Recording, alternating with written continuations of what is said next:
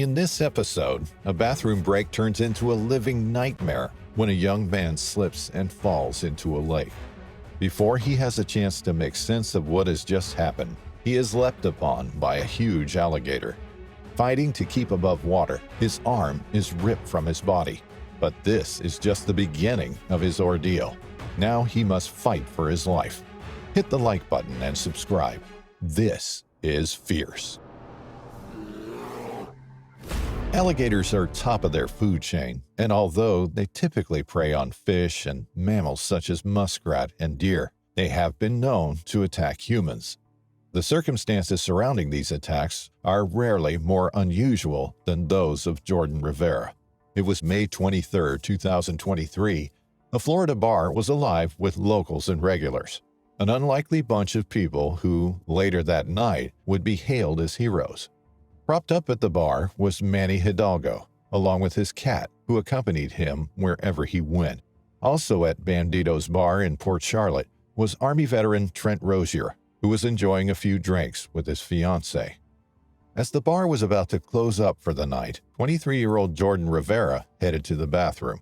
He had been enjoying a few drinks and was ready to head home. But after walking to the restroom, he found that the queue was too long, so he decided to head outside. He left the bar and walked around the back, searching for a quiet spot. The thump of the bar's music carried on the air, the sound of people talking and laughing filling the night sky. The light from the bar illuminated some water just behind the bar. It reflected off the surface, and Jordan walked towards it. He didn't realize it at the time, but what he thought was a small pond was actually a large lake. A lake that was home to some of Florida's 1.3 million alligators. In the murky light of the night, a predator lurked in the shadows. A 10.5-foot alligator submerged in the shallow water, its nostrils and eyes protruding through the surface, the only sign of a deadly reptile beneath the water. Its eyes were fixed on the young man as he stumbled nearer the lake's edge, but Jordan was blissfully unaware of the impending danger. He was meant to be gone for only a few seconds, but it turned out to be a whole lot longer than that. Before he could get close enough to the lake to urinate, he stumbled and fell. The ground gave way beneath him, and he hit the water with a splash. Confused and disoriented, Jordan began to get up, but almost immediately, something grabbed him. It latched onto his right arm. Its jaws clamped tightly above his elbow. Jordan let out a yell. An alligator had him firmly in its grip. If he didn't fight back, he could be pulled underwater. The two of them tussled. The thrashing and splashing were heard by some of the people leaving the bar. They thought that somebody was drowning and shouted to others for help. The crushing sensation of the bite on Jordan's arm was immense. It felt as though his arm was going to give way. The pressure built and built. Something had to give, and it did. Jordan's arm was ripped open, the muscles and tendons torn by the sharp teeth as the alligator shook its head from side to side, trying to take down its prey. Reports claim that his arm was ripped clean off from his body. Jordan's cries were overheard by some of the bargoers. They rushed outside. Bar regular Manny Hidalgo rushed to the scene. He eyed the dark water carefully before grabbing hold of Jordan and pulling him out of the shallows and up the sandy bank. He was worried that the alligator would attack again. He didn't know if it was a female protecting her young or a predatory attack. He just knew that he had to get Jordan out of the water as quickly as possible. Jordan was bleeding heavily. They needed to stem the bleeding for him to have any chance of survival. That's when Army veteran Trent Rozier also ran to the rescue. He heard the commotion unfolding and thought he had heard that someone was drowning. With a cigarette in his mouth, he leapt into action and ripped off his belt. He tied it around Jordan's upper arm. Most of the arm had been severed by the alligator. Jordan screamed in pain. The belt acted as a tourniquet to reduce the blood loss. Although it was excruciating, it may just have saved the 23-year-old's life. Trent knelt on Jordan's shoulder, adding more pressure to reduce the massive blood loss.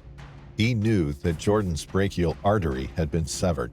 He knew that the young man needed medical assistance urgently. A woman dialed 911 and relayed information to the emergency services. Jordan was writhing around in pain. He was in and out of consciousness and unaware of the crowd that had gathered by his side. He was unaware of the work that the men and women were doing to save his life. They reassured him, told him to stay awake. They called him a soldier and urged him to keep fighting. And most importantly, they applied as much pressure as they could to his open wound. No one was sure if Jordan would make it. He was losing a lot of blood. He had been attacked in the most unusual of circumstances. But the quick actions of those around him meant that he had a fighting chance when the emergency crews arrived. He was lifted onto a stretcher and into the back of an ambulance. At the Gulf Coast Hospital in Fort Myers, surgeons fought to save his arm, but in the end had to amputate it just below the shoulder. He was pumped full of antibiotics to stave off any infection from the alligator's bite. When he awoke in his hospital bed, he wasn't sure how he got there. It seems he doesn't remember much about the attack, except for losing his footing and falling into the water. When he woke up in the hospital and realized that he had lost his arm, he was very philosophical about the whole ordeal. He may have lost his arm, but at least he lived to tell the tale. He described the whole incident as like a movie. Perhaps the seriousness of his attack hadn't sunk in when he was first talking to the media from his hospital bed. He is lucky to be alive, but he will have to live with his injury for the rest of his life and his decision to take a pee in alligator territory instead of waiting in line like everybody else. His mother has hailed those who came to his aid as heroes. She's devastated that her young son has lost his arm, but knows that it could have been a whole lot worse. It's incredible that those from the bar fought to save the life of a man they didn't know. They put themselves in danger by pulling him out of the water. But it's human nature to help those in need, just like it's nature for an alligator to attack when potential prey enters its territory. Florida Fish and Wildlife Commission ordered the capture and euthanasia of the alligator. After a thorough search, the 10.5-foot giant was captured the next day and killed. Alligators are present in all counties of Florida. They are found in nearly all bodies of fresh water in the state. On average, there are around 8 unprovoked alligator attacks in Florida each year. Between 1948 to 2021, 442 unprovoked attacks have occurred in Florida, 26 of which were fatal. Although attacks like this are shocking and often make headline news, the likelihood of being attacked by an alligator in Florida is more than 3 million to 1.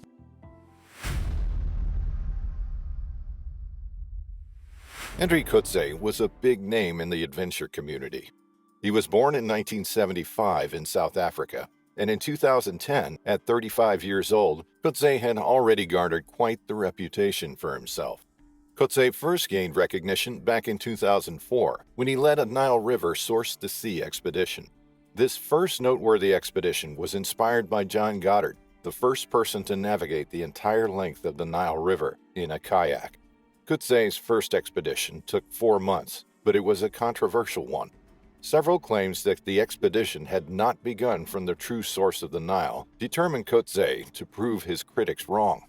In April 2005, he commenced a second leg of the expedition, a further journey from Kagera to Lake Victoria. With over 4,600 miles completed, Coetzee's first expedition was finally over and a resounding success. It was December 7, 2010, and Hendri coetzee was leading a groundbreaking whitewater kayaking expedition from the headwaters of the White Nile and Congo rivers into the Democratic Republic of the Congo. He was joined by 32-year-old Ben Stooksbury and 24-year-old Chris Corbulic, 2 world-class kayakers with extensive experience. Stooksbury and Corbulic were also dedicated explorers. With primary sponsorship from Eddie Bauer Incorporated's first ascent line of outdoor gear, the 3 men had started their trip a few weeks before.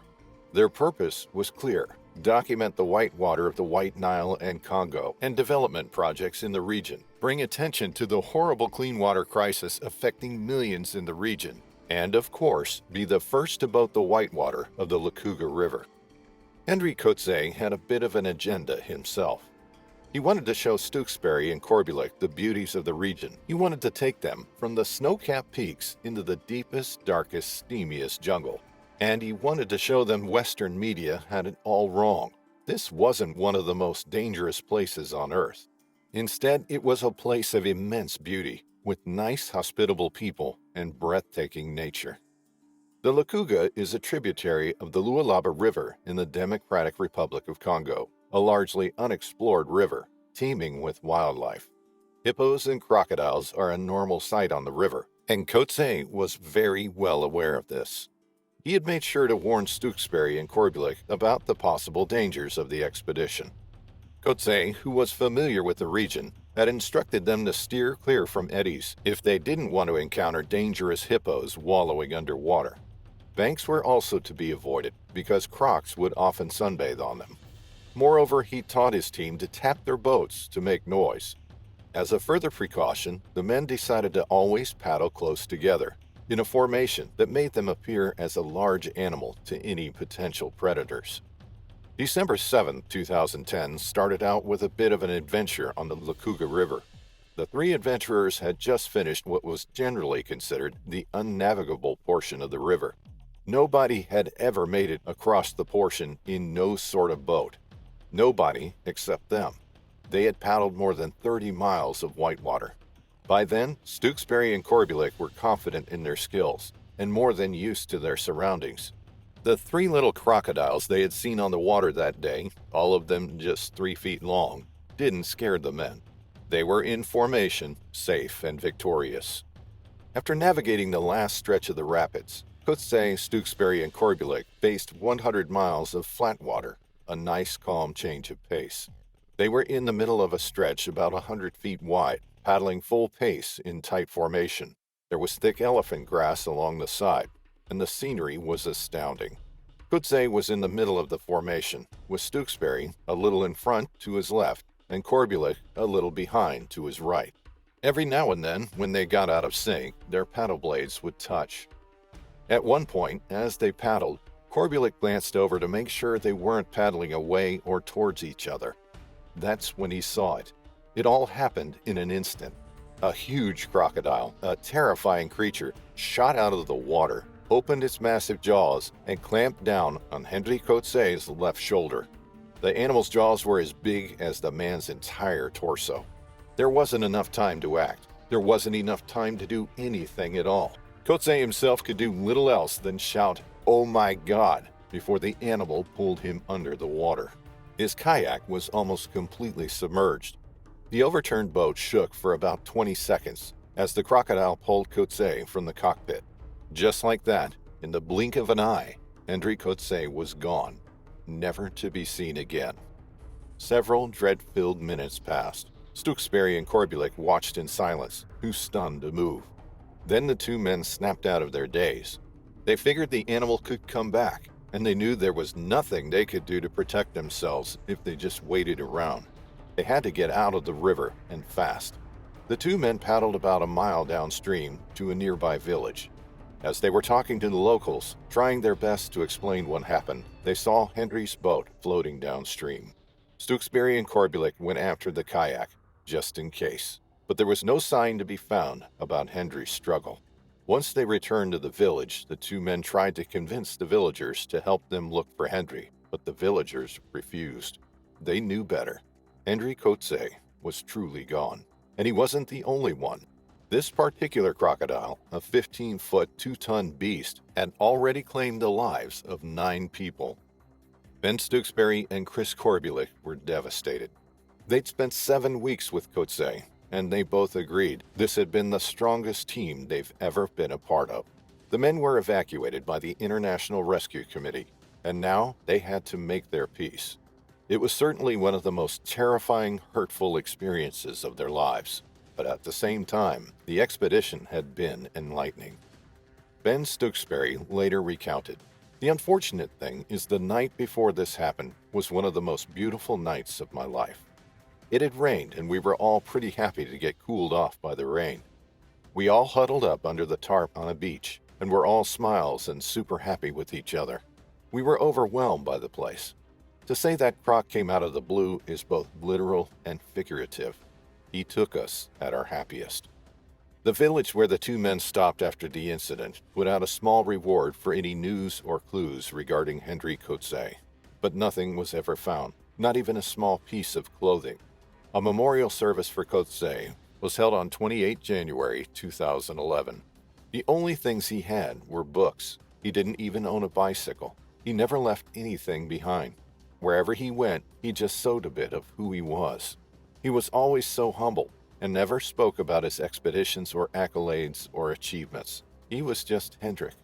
He was such a special son, and I had such a special relationship with him. He was just awesome, said Marie Neiman, Hendri's mother. Hendri Coetzee is still remembered as one of the greatest river explorers in recent history.